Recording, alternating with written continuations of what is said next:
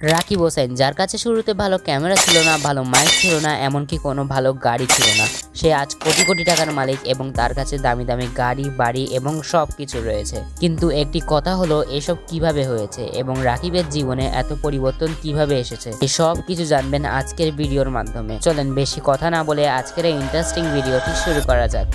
আজ আমরা রাকিব হোসেনকে অনেক ভালো লাইফস্টাইলে দেখতে পাচ্ছি। তার কাছে নিজের লাক্সারি বাড়ি রয়েছে, কোটি কোটি টাকার গাড়ি রয়েছে, দামি বাইক সহ আরও অনেক কিছু রয়েছে।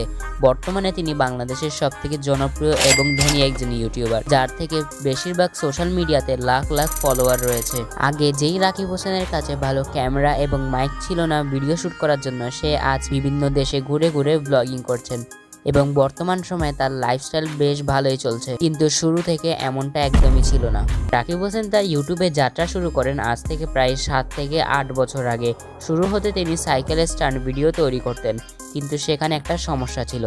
তার ওই সাইকেল স্ট্যান্ড ভিডিওগুলোতে শুরুতে ভালো রেসপন্স আসতো না, এত ভালো ভিউসও আসতো না এবং তিনি বেশ মন খারাপ করেন। কিন্তু তারপরও তিনি থামেননি, একের পর এক ভিডিও আপলোড দিতে থাকলেন, কিন্তু একটু চালাকি করে। তিনি সাইকেল স্ট্যান্ড থেকে ধীরে ধীরে ব্লগ করা শুরু করলেন, যেখানে তিনি বিভিন্ন রকমের চ্যালেঞ্জ ভিডিও আপলোড করতে থাকলেন। আমরা তো কম বেশি এটা জানি যে চ্যালেঞ্জ ভিডিও দেখতে আমরা কত মজা পাই।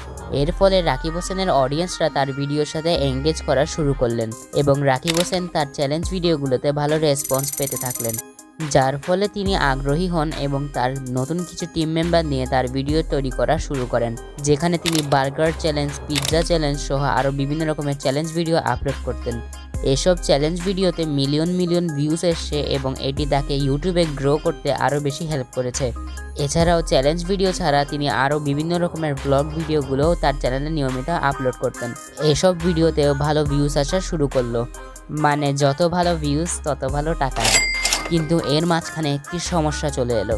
এই সমস্যাটি হলো, কয়েক বছর পর তার কয়েকজন টিম মেম্বার রাকিব হোসেনকে ছেড়ে চলে যাওয়ার সিদ্ধান্ত নিলেন। যেমন এখন আমরা বর্তমান সময়ে রাকিব হোসেনের টিম মেম্বারে আগে কিছু সদস্যকে দেখতে পাই না, যেমন ইয়াসিন, মিথিলা এবং মেহেদি হাসান। অনেকেই বলছেন যে তাদের মাঝে কোনো সমস্যা হয়েছে, সেজন্য তারা রাকিব হোসেনকে ছেড়ে চলে গিয়েছেন, কিন্তু এর জোগাড়ও রাকিব হোসেনের কাছে ছিল। এর ফলে রাকিব হোসেনের টিমে আরও কিছু নতুন সদস্য যোগ দিতে থাকলেন, যেমন অন্তরা, জীবন, আরও অনেকেই। এরপর রাকিব হোসেনকে আর পিছনে ফিরে তাকাতে হয়নি এবং তিনি সোশ্যাল মিডিয়ার মাধ্যমে জীবনে অনেক কিছু পেতে থাকেন এবং ভারী টাকা ইনকাম করা শুরু করেন। বর্তমান সময়ে রাকিব হোসেন ব্র্যান্ড স্পন্সরশিপ এবং অ্যাড রেভিনিউ থেকে মাসে লাখ লাখ থেকে কোটি কোটি টাকা ইনকাম করছেন। বন্ধুরা, আপনি কি জানেন ইউটিউবাররা আর কোন কোন উপায়ে মাসে কোটি কোটি টাকা ইনকাম করছেন? তা জানতে আমাদের চ্যানেলে থাকা এই ভিডিওটি অবশ্যই দেখে আসবেন। আপনার সাথে দেখা হবে ওই ভিডিওটাতেই। ততক্ষণে ভালো থাকবেন। আল্লাহ হাফেজ।